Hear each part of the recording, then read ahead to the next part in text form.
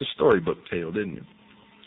Aladdin, a child of 9 years of age, weak, inefficient, stupid, Aladdin made little mark upon history, except in the classic tales of Arabia.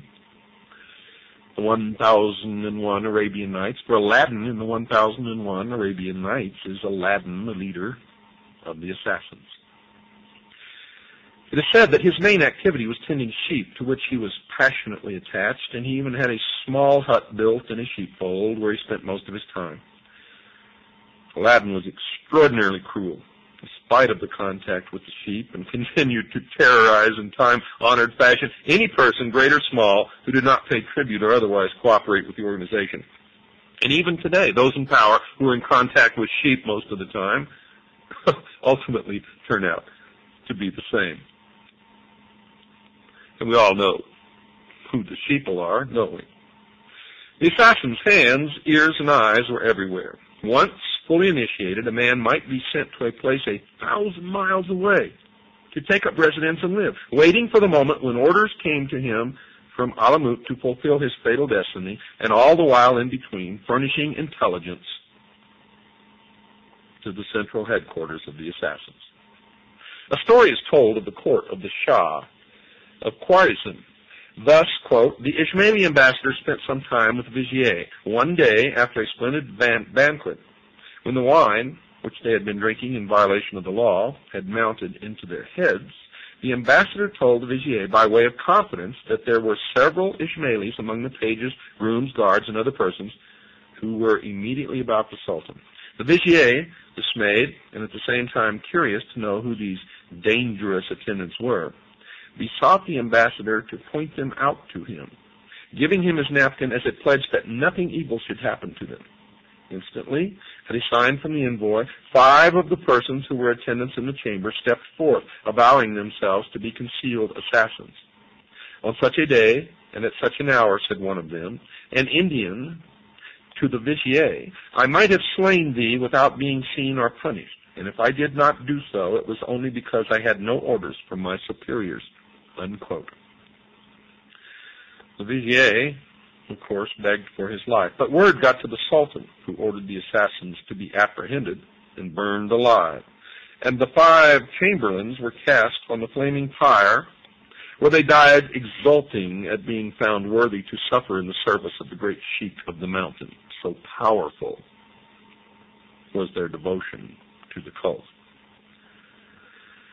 The assassins had the last laugh, for an order arrived immediately afterwards from Alamut that the Shah must pay 10,000 pieces of gold as compensation for each man killed, which he did, or be killed himself. Another subsidiary activity which the assassins delighted in was the holding captive of Alamut of useful, rare, and distinguished personages who could be of value to them in educational, military, or other spheres. And one was a physician, another a famous astronomer, a third the greatest painter in Persia who worked to the order of the chief alone. The end of a chapter was near. For the Mongol hordes under Halaku, lieutenant of Chinggis, were steadily destroying all the civilization of Islam which lay in their inexorable path westwards. Rukn-Iddin, son of Aladdin, succeeded him and tried at first to turn the Mongol tide. After a series of encounters, pitched battles, intrigues, and counter-intrigues, Rukn-Iddin was taken. He played for time as long as he could, but he was eventually murdered in his own turn by the victorious Mongol chief's men. Assassin power in Persia was broken, and what remained of the members were ordered, none knows by whom, to conceal their faith and await a signal that the cult was in full operation again. Alamut was silenced, and the Syrian headquarters alone remained. And if it had not been for the refusal of the Christian kings in Europe to send ambassadors to make a treaty for a new crusade with the Mongol horde, then all of Islam would have been decimated. But it was not. For the Christian kings, even though they would have liked to regain their foothold in the Middle East, had problems of their own and ignored the Mongol emissaries. It was a long time until the Mamluk Sultan of Egypt was able to overcome the Mongol thrust.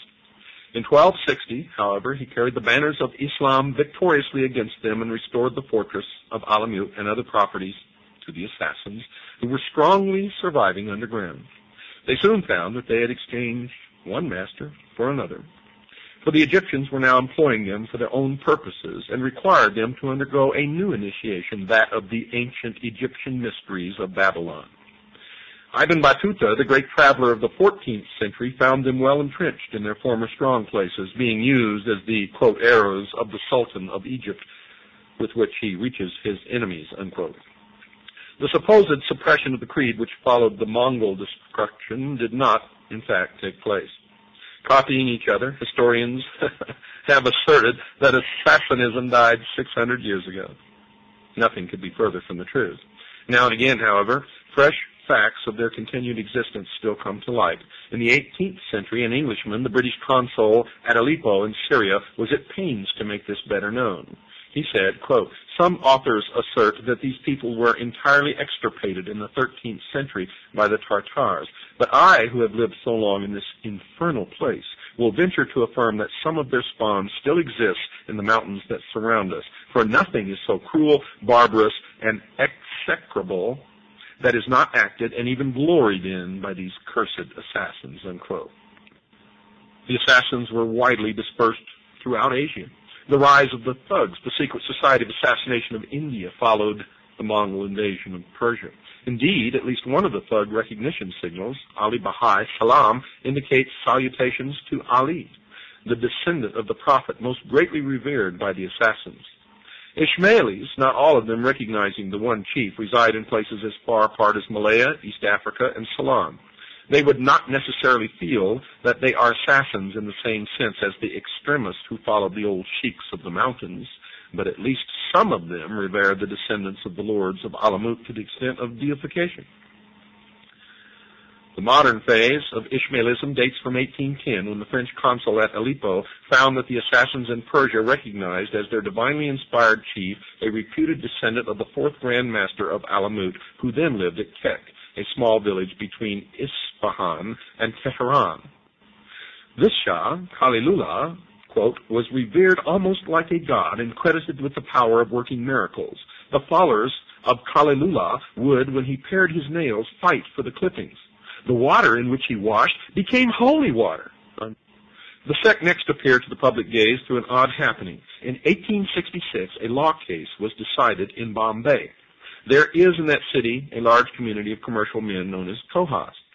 A Persian, the record tells us, Aga Khan Mehalati, a native of Mehalat, a place situate near Kek, had sent an agent to Bombay to claim from the Khojas the annual tribute due from them to him and amounting to about 10,000 English pounds. The claim was resisted, and the British court was appealed to by Aga Khan. Sir Joseph Arnold investigated his claim. The Aga proved his pedigree, showing that he had descended in a direct line from the fourth Grand Master of Alamut, and Sir Joseph declared it proved.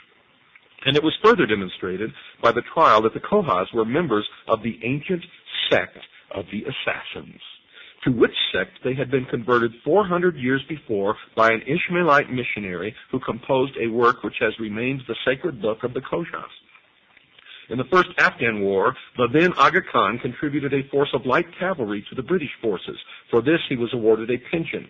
Hitti, in his History of the Arabs, notes, page 448 in 1951 edition, that the assassin sect known as Khojas and Malwas gave over a tenth of their revenues to the Aga Khan, who spends most of his time as a sportsman between Paris and London.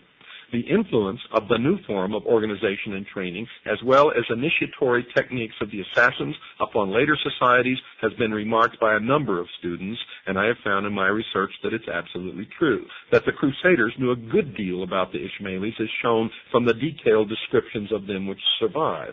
Esh Amir Ali, an Orientalist of considerable repute, goes further in his assessment. Quote, "From the Ismailis, the Crusaders borrowed the conception which led to the formation of all the secret societies, religious and secular,